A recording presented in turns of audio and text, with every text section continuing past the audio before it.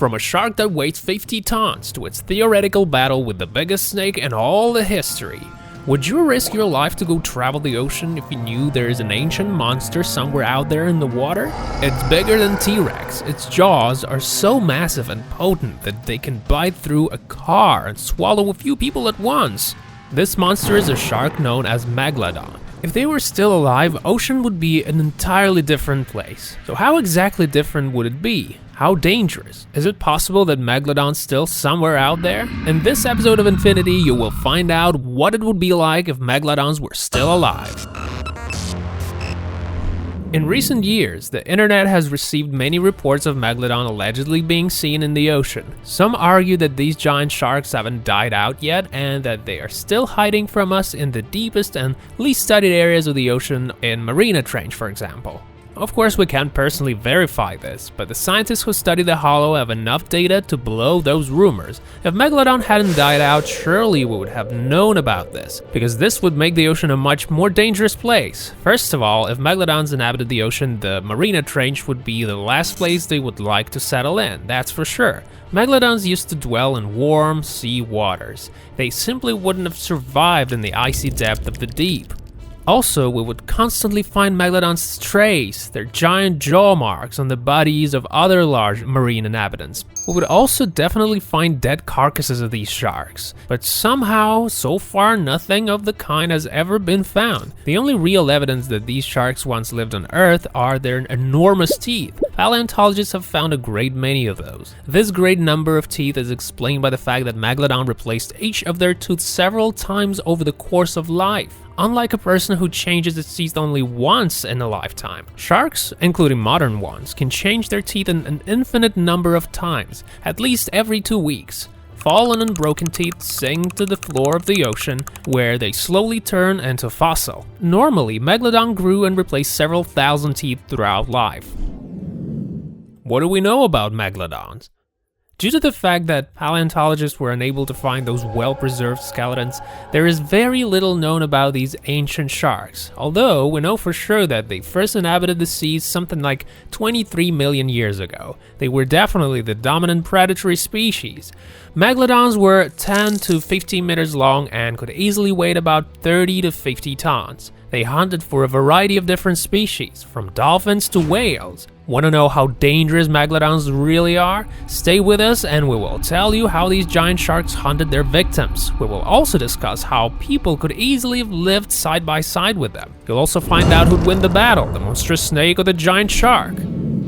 Hunting small cetaceans, Megalodon went to ram, making the main damage at the areas where the hard bones were. When the bone broke, they would injure the internal organs. When the victim experienced a strong blow, they usually instantly lost orientation and ability to dodge the attack.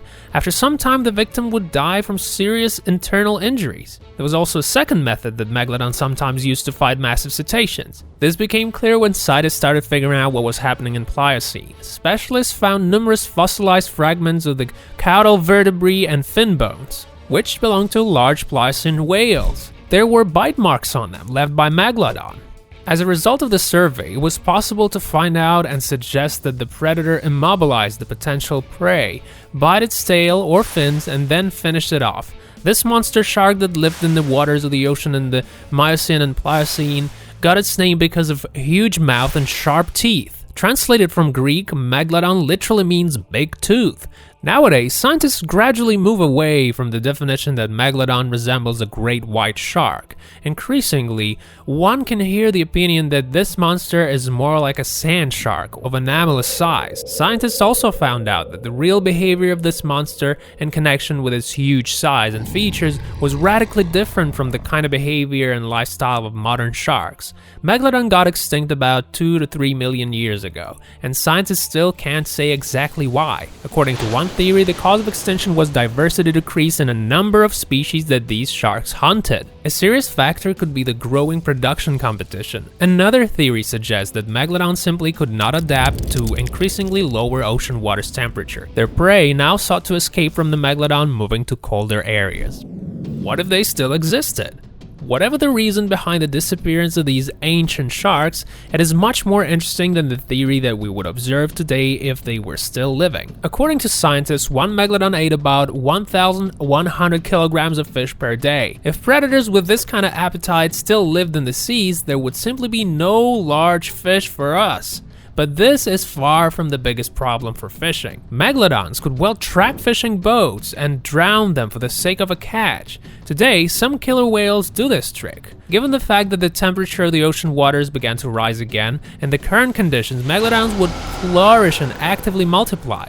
This would be a huge problem for sailing, tourist cruises, and even bathers on the beaches. For breeding, megalodons preferred warm, shallow water, which means that normal swim on the beach could turn out for a person to meet with a whole flock of these monsters. Megalodon versus Titanoboa. And now let's have a look at another ancient giant monster. We're talking of Titanoboa. It's a species of extinct snakes. Judging by the structure of their skeleton, it was a close relative of Anaconda. The first fossilized remains of Titanoboa were found in the depth of some coal mine in the area of modern Colombia. Researchers found that the snake lived on the planet about 60 million years ago. This snake appeared almost right after dinosaurs got extinct. In those years, life on Earth was just recovering and gaining strength.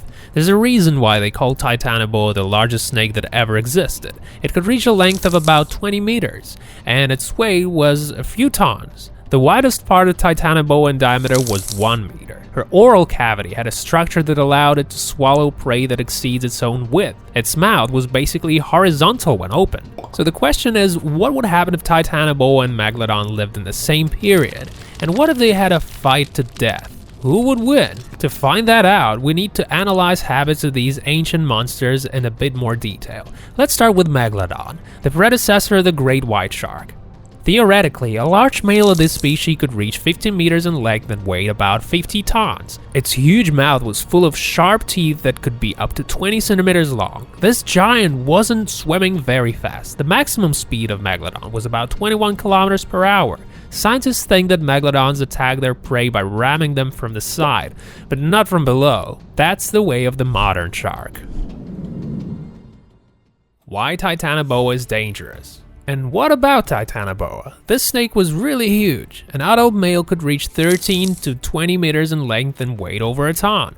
Based on the structure of its teeth, many scientists believe that the snake fed exclusively on fish. There weren't any fossilized remains ever found inside the skeleton of a giant snake. However, due to the certain lifestyle and psychology issues of Titanoboa, we know that the snake did not absorb large prey. However, not all paleontologists agree that this snake exclusively fed on fish. Many people believe that the huge body of the snake required a large amount of energy, which it simply couldn't get from eating just fish. It's reasonable to conclude that their victims were supposed to be much larger specimens. Unlike Megalodon, this gigantic thing was a great swimmer. Even in narrow rivers, it moved well enough to hunt crocodiles and even turtles. Grabbing prey, this ancient snake killed it in the same way. Like many modern snakes do, it wrapped its ring around the victims, eventually strangling it. Mortal combat.